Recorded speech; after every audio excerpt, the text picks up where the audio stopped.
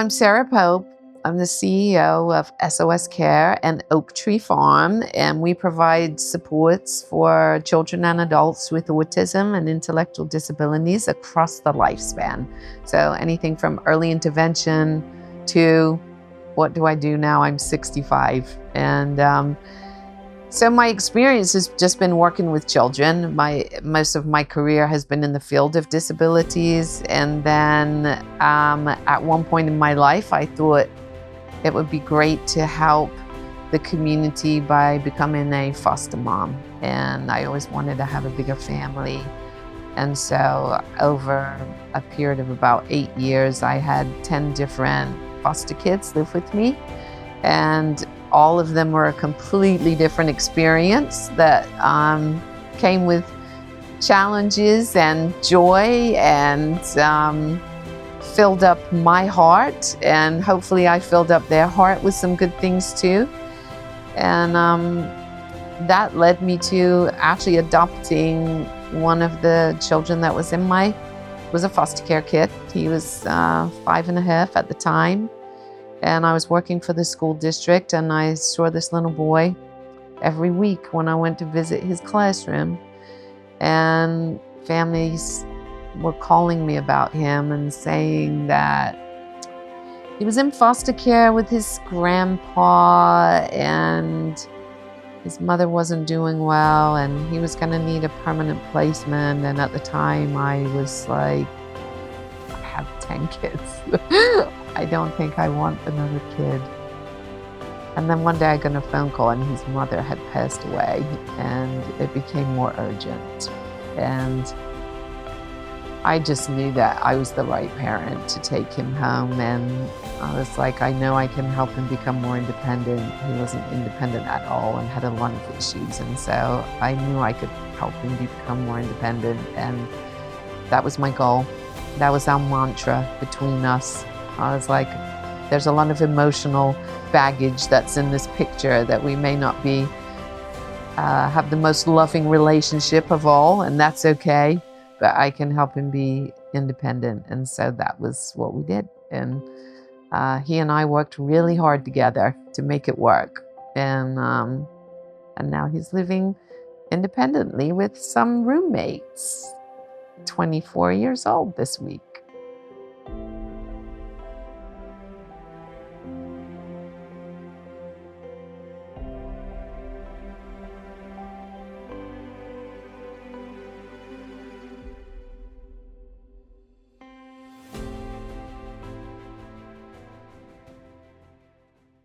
If you guys don't know about me, my name is Liem Pope. I am diagnosed with autism. I am 24 years old, and I live here in Myrtle, South Carolina, with 3 roommates. My story, I am originally from Fort Lauderdale, Florida. I was born August 11th of 2001. And the very beginning, it was just a rough childhood until I got adopted. So, and by the time I reached about 2 years old, 2.5, I was taken to an emergency shelter, kids in distress, which was in Florida. And I was really sick. And nobody could take care of me. Until then, I came to live with my grandparents in Lawrence, South Carolina, which they still live in Lawrence, South Carolina. I was about 3 years old when I got diagnosed with autism and came to live with my grandparents. I ended up with my mom when I was 5.5 years old. And it was pretty happy times, because I got to see this lady that came to adopt me one day. I was at school, and then she took me to her house. And I started going to therapy, I started going to programs. I went to good schools. I ate good food. One of the main struggles, during that time was I had trouble eating and swallowing. I couldn't eat anything except for ketchup packets and Pop-Tarts and Logan's dinner rolls. I felt really happy and amazed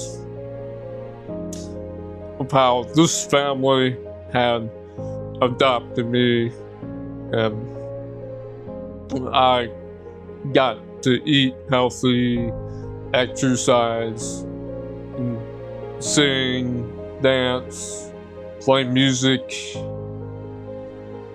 all types of stuff.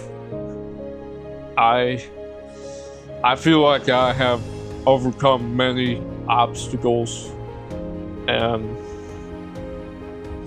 after all these years, I'm living here with 3 roommates, Christopher and Gavin and Robert. I have trained a long time for this moment. I've learned how to cook. I've learned how to change beds, clean windows, mop floors. I've self-taught how to play guitar, piano, drums, voice impressions. What do I want to do for the rest of my life? Me and my roommates talking about, I would like to go see the world with my roommates and my friends. It'll be possible to do what I want to do for the rest of my life. I feel here, I feel like I have more freedom. I feel like I am becoming more independent and more capable each and every day. I am thriving. Everybody wants to see me thrive.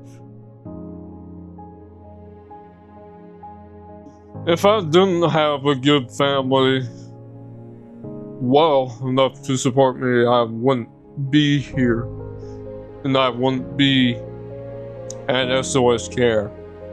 I would be on the streets with no home, nothing to eat, and I would be lonely, starving, and kind of emotional. What it means for a family to love someone like me is just a miracle. This is a miracle. There's a lot of people, you drive by and you see people walking around, walking in the grass and on the roads, under the bridge, with no home and nowhere to turn to and nowhere to live. We need people that are like my mom, who can help these people find a home and learn how to live independently, help them work on their goals, help them accomplish them, have them attend programs to help them become more successful. That's what we want.